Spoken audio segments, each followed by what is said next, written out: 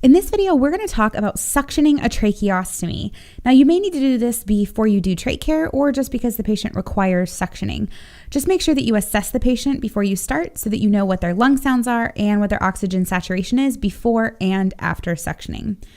So first thing you want to do is make sure your suction setup is working. You should have tubing attached to a canister attached to a regulator. For this, you want to set it on continuous medium suction. You also want to make sure that you can reach the end of the tubing. Sometimes I just lay it over the head of the bed or on the patient's chest. You can also loosen any oxygen device that they have at this point.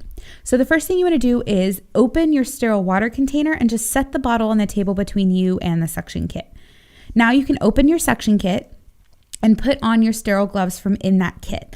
Now, honestly, sometimes they're all bunched up and sometimes they have their own package. So depending on your kit, just be really careful to make sure that you keep them sterile.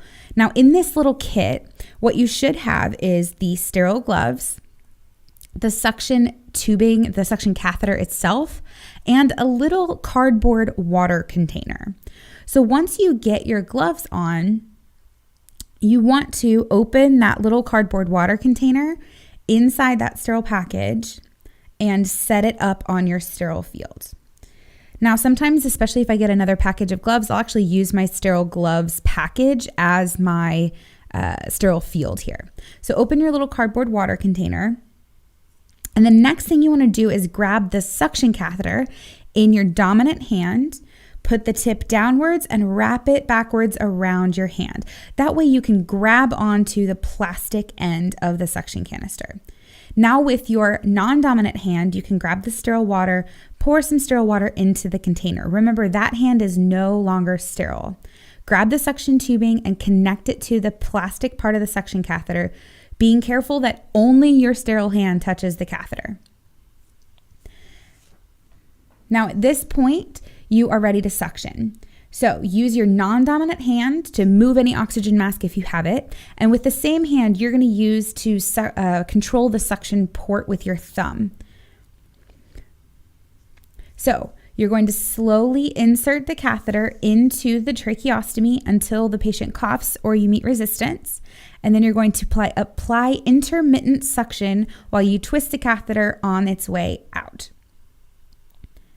Once you're out, hold that catheter away from the patient to keep it sterile. Replace their oxygen source with your non-dominant hand if you need to, and decide whether or not you think they need another pass. Now, if the secretions were super thick, you can actually suction some of that sterile water through the catheter to clean it out. Now, you can do up to 3 passes with one catheter, but no more than 10 seconds per pass. So again, insert the catheter and remove while applying intermittent suction and twisting the catheter. This just helps that we get all the secretions off of the edge. When you're done, you can wrap it up in your hand.